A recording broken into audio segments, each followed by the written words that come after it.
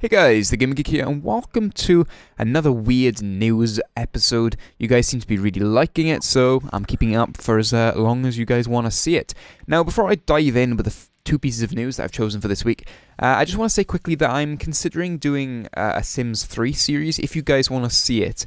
I enjoy playing the game, and I'm going to be starting a new save very, very soon and starting again. The Sims is a series of games that I've been playing ever since I was a kid and had a crappy Philips computer that could just run it.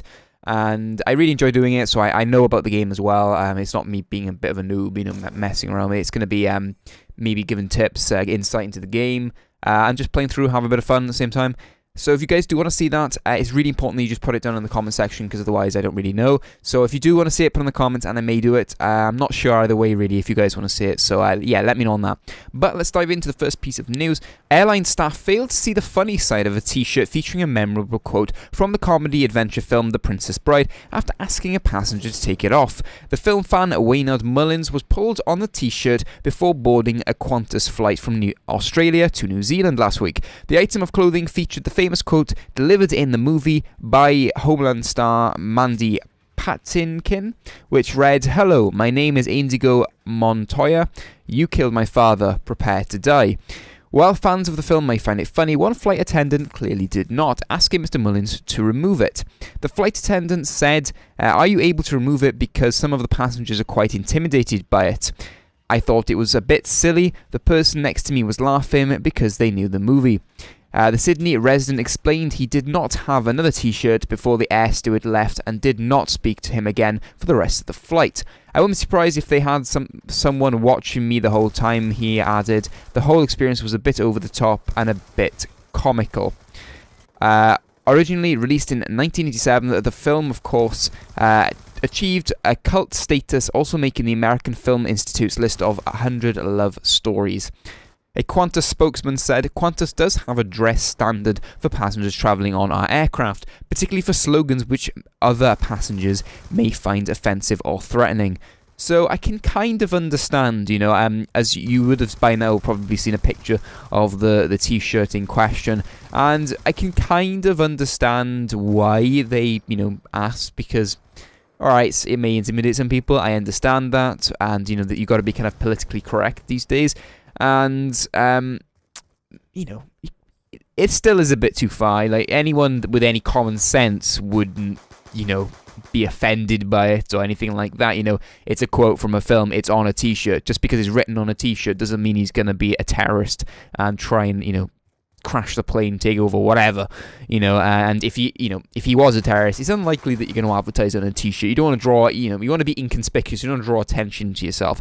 So, yeah, there's two ways of looking at it, really. If anyone was nervous about flying, maybe they could have been, offended or, could have made them worry. But, bit of common sense, as I said. And making him take it off completely maybe might have been a bit, too far. Could have maybe asked him to put a jacket on or even, turn the t-shirt inside out, maybe, rather than actually take it off completely. I don't know.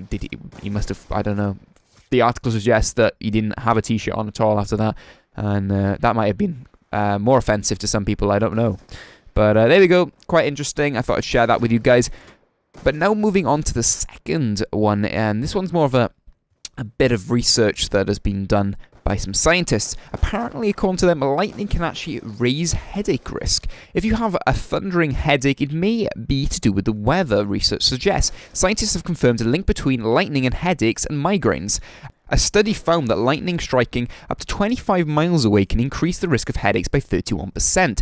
Thunderbolts also led to a 28% increase of migraine attacks. US researchers looked at 90 chronic headache sufferers with an average age of 44 living in Ohio and Missouri. All had conditions that fulfilled the criteria for migraines defined by the International Headache Society. Apparently there's a society for that. Participants recorded their headaches experiences in daily journals for 3 to 6 months. During this time, scientists recorded lightning strikes within 25 miles of people's homes. The magnitude and polarity of the lightning current was also measured. Jeffrey Martin from the University of... God, I can't even a university in America, who co-led the research, said many studies who show that conflicting findings on how weather, including elements like barometric pressure and humidity, affect the onset of headaches. However, this study very clearly shows a correlation between lightning, associated meteorological factors, and headaches. Mr. Martin, a medical student, conducted a study with his father Vincent, a professor of internal medicine at the university, and he is also a headache expert.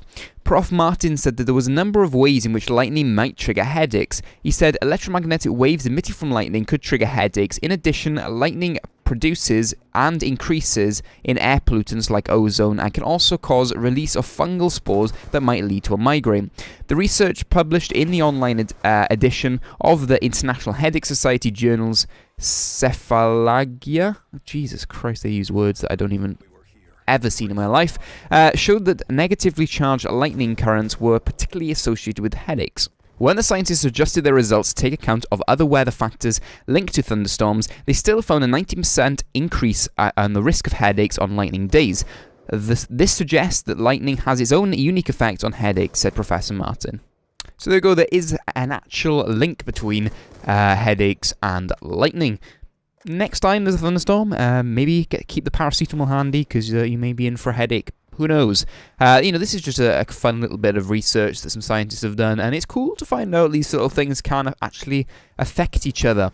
This isn't a hard investigation where, they've done an awful lot of research from loads of different places and stuff. It's just a initial investigation to have a look to see if there is actual a possibility of a link between the two, and apparently there is. So it'd be cool to see what comes of this, really, and see how maybe another scientist may go, hang on, no, this is wrong because you forgot to do this and this and that. This is what scientists do. One guy comes up with evidence for one thing, and then another guy over in another country will go, no, I don't think that's right, and he will bring up his own evidence to prove against that. And that's how science works, and at the end they'll come to an agreement, and it's really interesting sometimes to watch two scientists kind of battle it out, or investigate, because it always ends up for the best. If you had one guy always saying, this is right all the time, then it's not that interesting. And also, it's not always right, just because it happened to be, there's a lot of factors, and just because, there happen to be a lot of thunderstorms and there happen to be a lot of headaches,